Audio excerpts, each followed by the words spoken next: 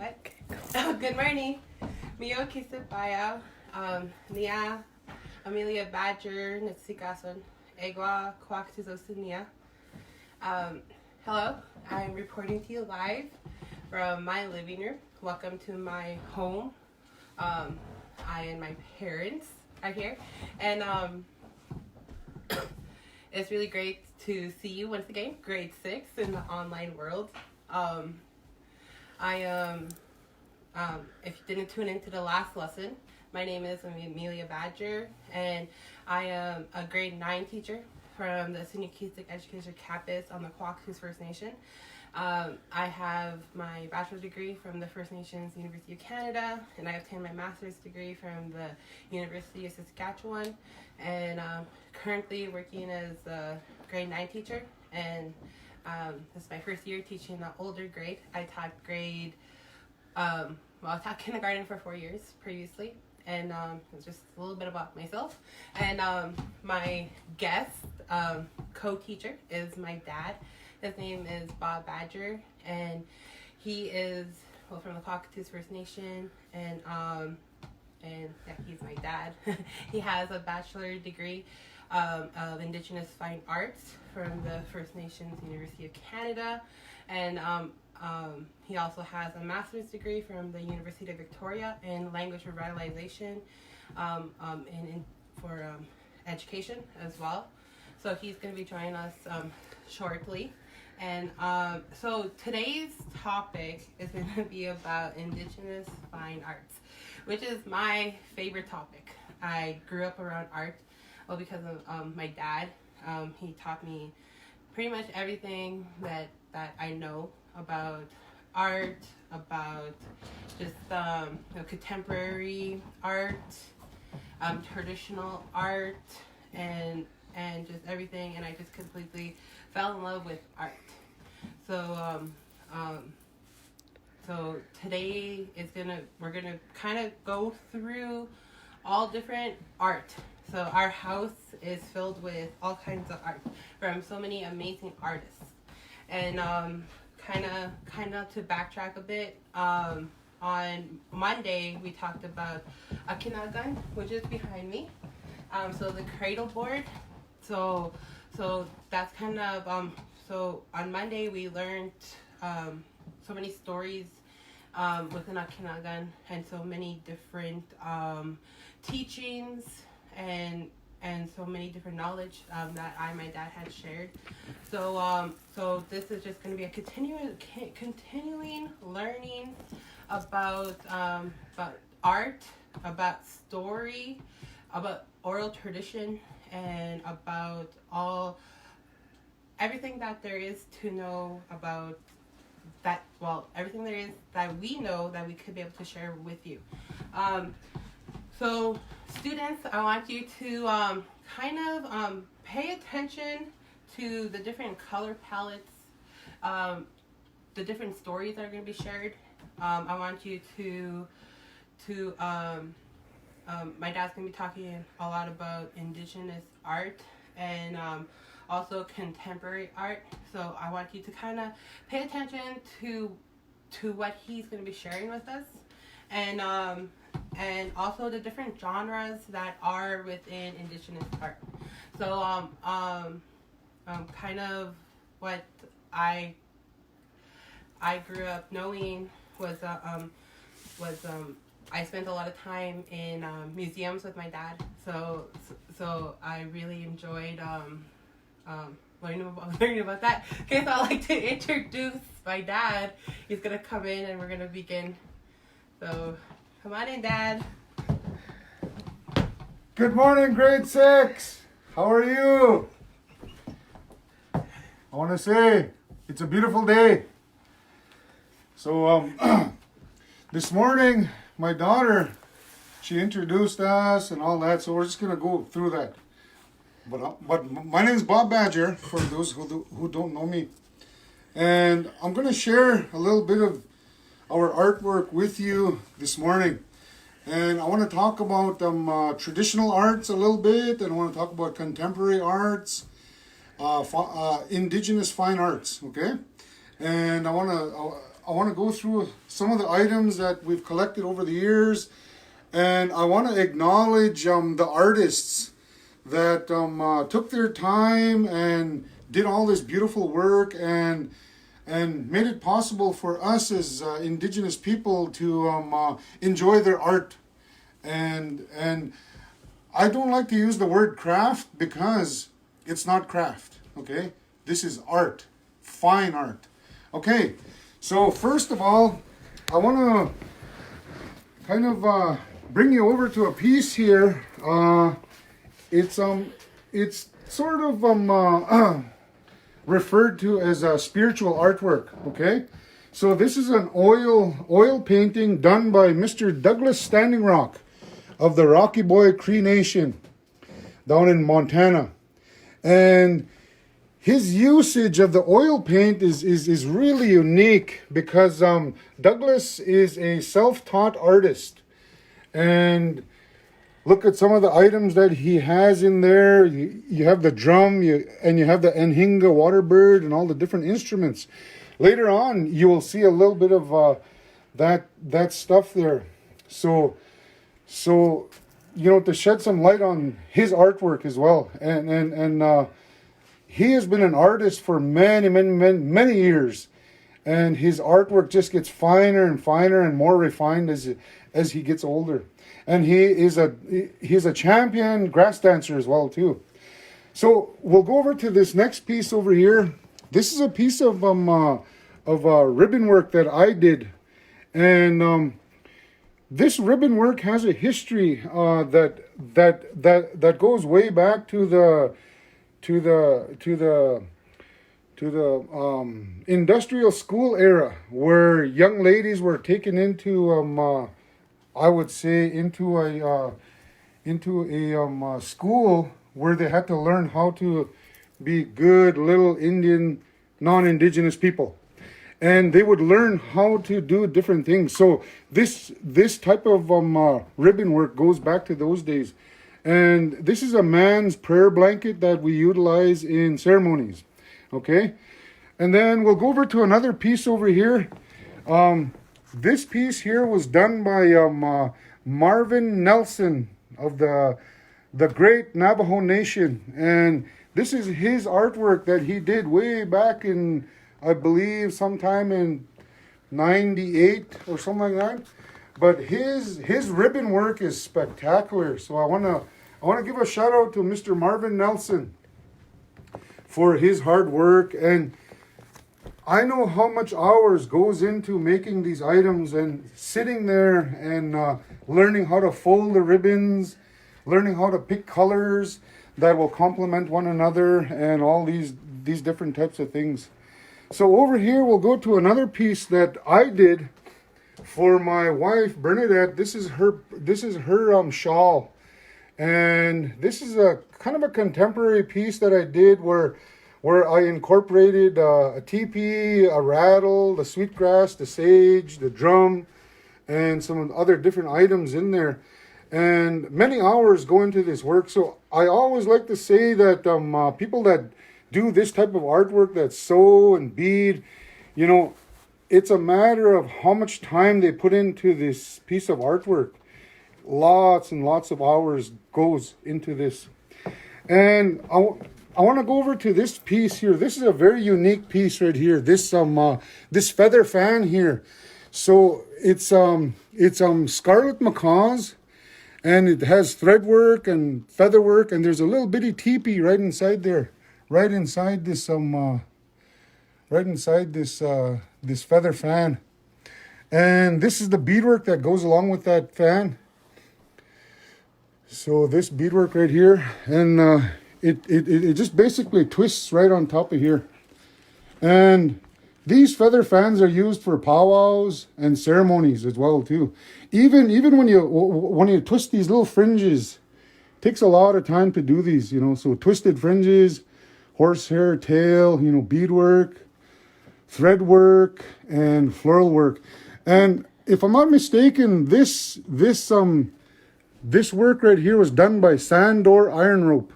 Okay, so Mr. Sandor Iron Rope, way down in Spearfish, South Dakota, did this. And then late Emerson Spider did all this beadwork. So it was a collaboration between those two artists that created this beautiful item. So I want to go over here. I want to go over here to some contemporary style traditional beadwork. So here's some regalia that an artist from Oklahoma did, and her name is Danita Goodwill. So I want to give a shout out to Danita Goodwill. This is her beadwork, and also Clifton Goodwill as well too. So he's a helping hand in the different artwork. So if you look at the floral work, the pattern, you know, the selection of the beads, you know, everything has to complement one another. And then here you have you know, some strawberries or raspberries, you know, kind of designs, you know. And this outfit here is my wife owns this outfit, so this is her jingle dress regalia. So if you look at the really bright colors, you know, the contemporary style artwork, you know, that exists today, very, very beautiful, very, very time consuming. And then I wanted to kind of show you a little bit of some other artwork that I do. So this is a belt that I did for my daughter, and this will be her jingle dress belt. So this is done with leather and paint, and a lot of different tools go into the creation of this type of artwork as well. So saddle makers, belt makers, you know, I my hat's off to you as well too, because that's a lot of work. So from there, we'll carry on to some real traditional old style work. This is quill work. So porcupine quills on moose hide and deer hide. So this is a piece I did back in 2002, I believe. And a lot of work goes into the creation of quill work. And then even the quills, you got to dye them a certain color. And here are the moccasins for that regalia. And here are the hair pieces. So some of this work, you know, is really, really old style, real old style, but with a contemporary flair as well too. And here's some other pieces here that we did, you know, like that. And these quills, I harvested these quills off a roadkill porcupine, so I didn't take the life of the porcupine, and then I dyed the quills different colors. And if you could see the contemporary flair of the beadwork as well too, you know, that, so there's a kind of a mixture of old school and new school. So that's that piece. And I wanted to show you students that these also, you know, to me, these are very beautiful items, you know. So could you imagine, you know, hundreds of years ago, some indigenous person here on the prairies taking a stone and then chipping away at this other stone here, making a groove here. Some of these are actual hammers. Some of them are for breaking bones, like a moose bone or something. So they're used to crack moose bones and, you know, set up teepees and do different things. But one of the old men, long time ago when I was a boy, he told me about these rocks. He said, yes, they're hammers. Some of the smaller ones. And these are very heavy. So if you try and, you know, use this for a hammer, it'll pretty well wear out your wrist. So this grandpa told me, he said, these also were used for dogs and horses. So what they would do is they put a piece of rawhide around here and they'll tie it to the leg of a dog or a horse to keep them close to the camp. So that's the story he told me about these rocks. So just so you know. Also, I would like to talk about these sculptures that were done here. So this sculpture I did back in 2003, I believe, for an art class with the late Bob Boyer, and he was my teacher at the time. So I did that sculpture in his traditional fine arts class. And then also this other piece here was done by my son, Randall Badger, and he did that for an art class as well too. So he did that piece, and then I did this piece here. So it's all sculpted out of different multimedia. Okay, so there's different items here. Got the bustle back there and different things. Then also some other contemporary art that we kind of do around here around my home is we make cowboy hats as well too. So this is some of our artwork, and we were taught by one of our good friends down in Wyoming. His name is Barry Sewell. So I want to shout out to Barry. Then here's also another piece of art. In my mind, this is fine art right here. So if you look at this rawhide braided rope, and the individual that did this, I'm not too sure of his name, but he did a spectacular job of braiding this rawhide. It's a 60-foot rope. Then also we have lead rope here as well too. So this is a horsehair braided rope. So that's another art form within itself. Then also I wanted to show you this piece right here. This piece of artwork here was done by my late great-grandmother, Dorothy Crow. And she did this long time ago, probably back in the 50s or something like that. That's when she did this piece of artwork. And then I wanted to show you the different styles of doing beadwork on handles. Okay, so this is kind of like different style of beadwork. So we have some other different styles of beadwork here. We have here, which is called a peyote stitch, or the gourd stitch they call it. And then right here we have the overlay stitch, or brick stitch. That's another term that they use. And this is another beautiful type of a beadwork. So these handles here, we put these handles on our ceremonial fans and our powwow fans, things like that. So just to show you some of these items that my son RJ Badger and myself that we do, you know. So some of our fan work here, and the beadwork as well too.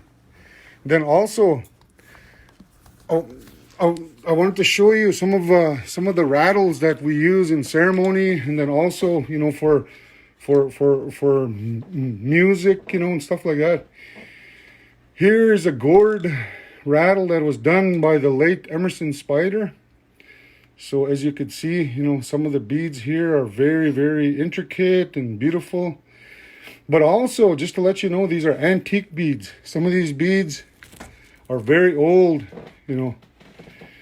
Some of these beads come from the 1800s, you know, and then they're reused for like contemporary artwork. Then here's a rattle that I did, and this is a rawhide rattle, and we utilize these rattles, you know, we use them in sweat lodges and stuff like that. And then here's a painting that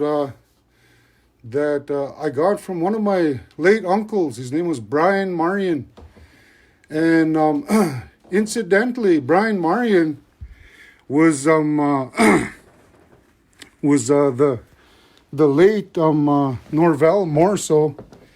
That was his buddy. So they used to hang around, and then he sort of started to paint with Norvell Morso. So late Brian Marion artwork here. That's acrylic on canvas, and it's the woodland style artwork.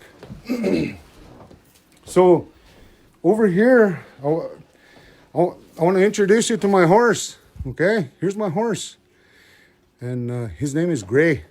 So this is a horse rattle that I did a while back, you know. And yes, he does rattle. So this is a piece that I did to honor, you know, my horses and to honor, you know, all the horses that I've owned in the past. And a great deal of work goes into that. And here's another horse that I did as well too. So this is a Palomino horse, you know, so it's made out of rawhide and acrylic paint and horsehair. So when you do artwork, you always have to keep track of what the materials that you use, okay? So when you're doing artwork, if you use crayon, well, you have to mention that you use crayon. If you use leather, you have to mention that you use leather. So those are some of the items that I wanted to highlight here. And then I wanted to show you an oil painting done by Sammy Largo. So Sammy Largo is a very accomplished artist, and this is an oil painting that he did for my family. And then here's another one of his paintings as well too, Mr. Sammy Largo. So if you could see the ceremonial type of artwork that he does, and the colors that he uses, and all the different design, the use of shading and all that good stuff there. And then I wanted to show you another painting here done by Austin Desiderio from Crown Point, New Mexico. And this is his style of artwork. It's a ceremonial artwork as well too. So you can see the gourd rattle, the staff, the bird, the water bird, the sage, the whistle, the teepee, and the drum, you know. So that's Mr. Austin Desiderio. So I wanted to show you some artwork here done by one of my brothers from, he's from Nevada. His name is James Shoshone. And this is an art piece that he did back in '98. It's a ink on paper. And he does ceremonial art as well too. But not only that, Mr. James Shoshone is a very accomplished cowboy as well too. So this is some of his artwork that we've acquired from him, and he practices, you know, ceremonial ways. But also he's a cowboy, like I said. He's a working cowboy. He trains horses. He does all kinds of beautiful art pieces, and he's becoming very, very affluent and pretty well famous amongst cowboys and indigenous people as well too. And then not only for art to look pretty and to look nice, you know, but also to tell a story. So art tells a story. And here's our acrylic painting that I did back in about 2000. And this painting tells a story about Thunder Hill over back towards my area in Kisiko's First Nation. We have a legend about Thunder Hill, and this painting tells that story. And then over here's another painting that I did in about 2001. This is a large oil painting. And I try to use color, and I try to use also photographs as well too. So art can be expressed in many different ways. You could utilize photographs, you could utilize other means of art. And here's another piece that I did in about 2003. This big large painting is a very abstract type painting, and it's acrylic on canvas.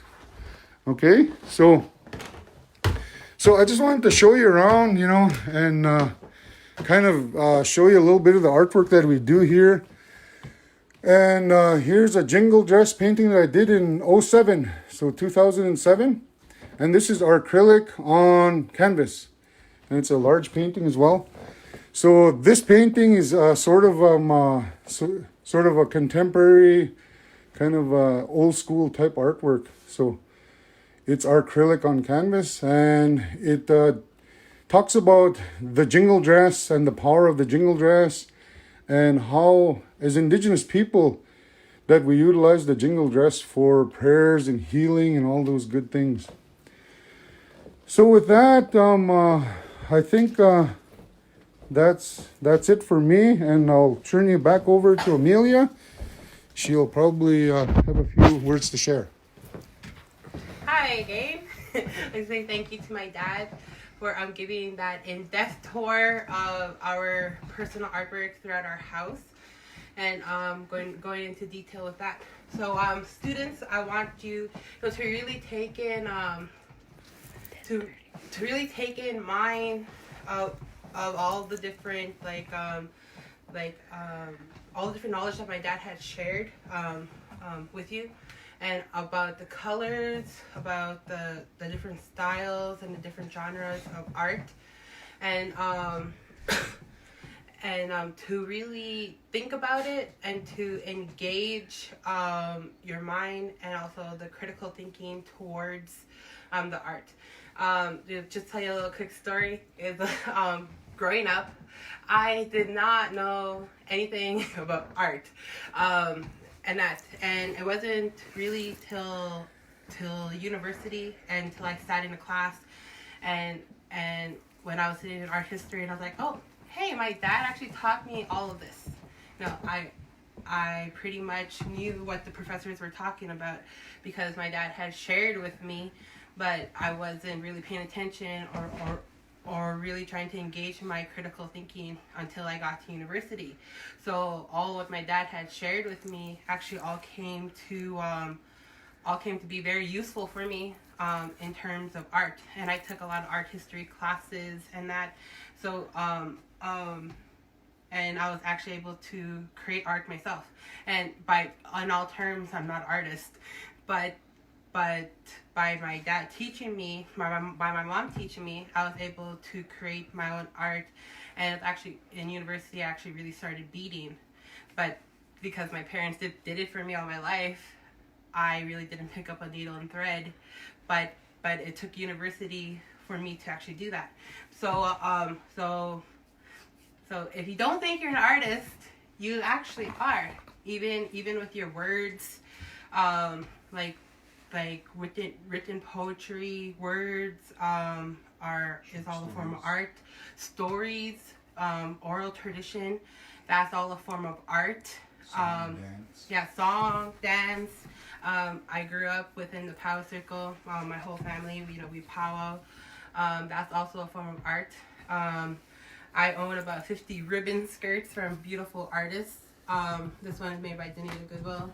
The moccasins I'm wearing are made by Shannon Wamadiska and Jamin Pascame, so shout out to them. And the earrings are made by Punky Daniels. So I became an art collector myself, and I'm really grateful for that. So I think we're gonna about wrap up this lesson. So I just want you, to really think critically about art and about the world of art. And we'll come to you on Friday with a very fun lesson. So I'll see you Friday. And like I said, thank you to my dad and also my mom, who's my camera lady. So thank you, and I'll see you on Friday. So hi, bye.